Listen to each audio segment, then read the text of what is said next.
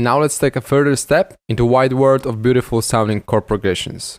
If we build a 7th chord, for example C major 7, I hope that you can do it fluently right now. As you can see, 3 notes are left in scale, but we haven't used them. And those are called added tone chords. So let's, for example, mute the 7th, but add the 2nd.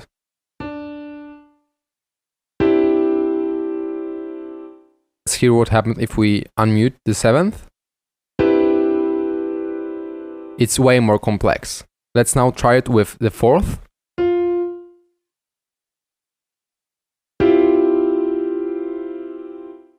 Sounds interesting. Now let's try the 6th. And now with the 7th. If we added the 4th, it will be called C major 7 add 4th. And so with the 2nd. But now we can actually go, mark the 2nd, and higher it octave up. Hear it now.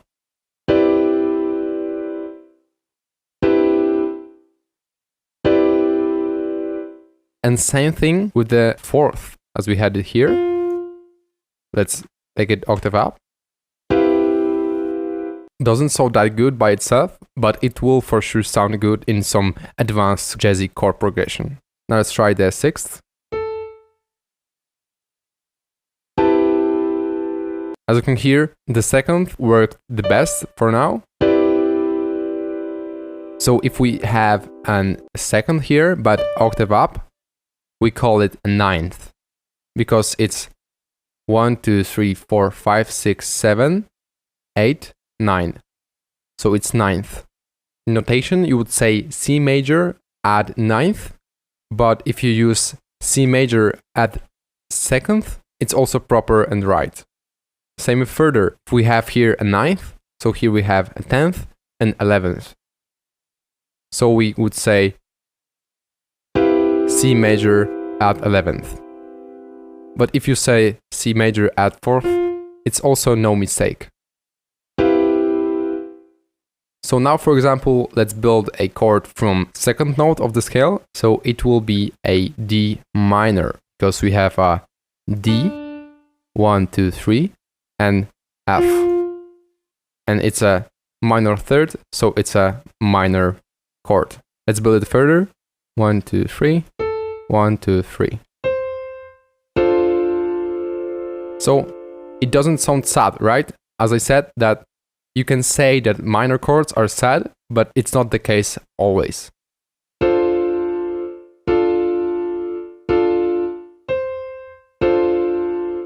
Alright, so now let's add a 9th to it. It will be 7th, 8th, 9th. Now let's, for example, build a chord on the 6th note, which will be A minor, and now a minor 7. And let's add to it a 9th. As you can see, overall building of the chord is every 3rd. So we have 1, 2, 3, 1, 2, 3, 1, 2, 3, 1, 2, 3. And we can go like 1, 2, 3, 1, 2, 3. But this is getting too overwhelming.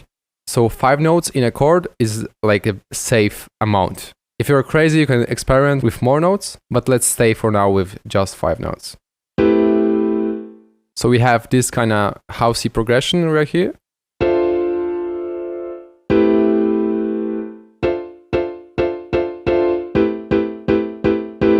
And let's see what happens if I add a 4th instead of 9th.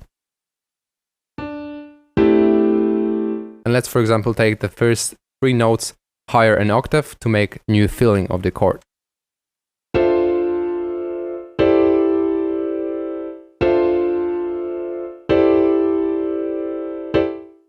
So as for a cool example of added tone chords, I have prepared a simple chord progression, which is 4, 5, 6, 1, and all of the chords are in root position, so without inversions.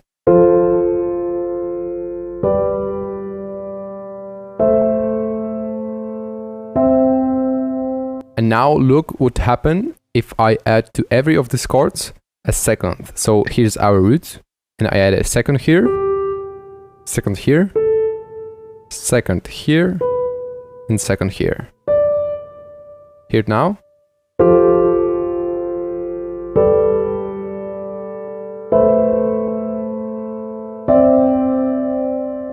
Now, for example, you can experiment in which chord you would like to have the second and in which you don't.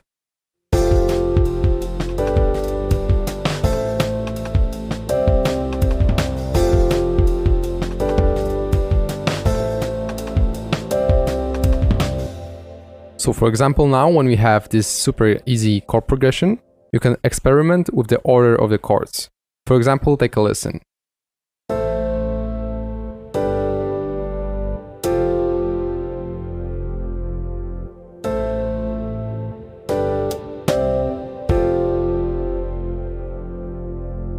So if this is 4, 5, 6, 1, we did it 6, 5, 4, 6, 5, 1, 4.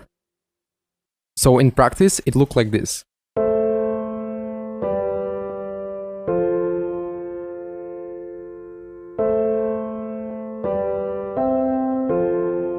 So now experiment with, for example, adding a 7th chord.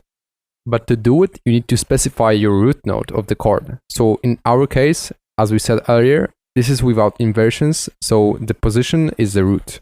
So we can do the 7th by simply counting it 1, 2, 3, 4, 5, 6, 7 here, or just count from the first chord 1 down. So let's take the root note and copy it and 1 step down. Cool, right? Now let's, for example, add a second to the 2nd chord.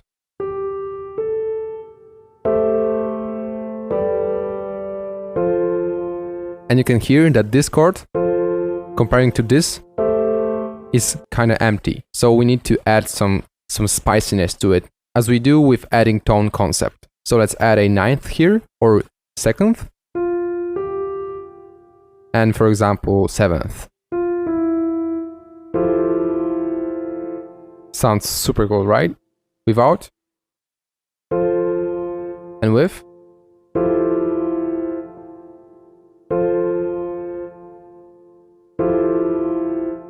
Let's hear the whole sequence.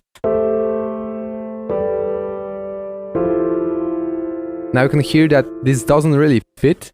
So what we can do is actually take this note, which doesn't fit, and take it an octave up.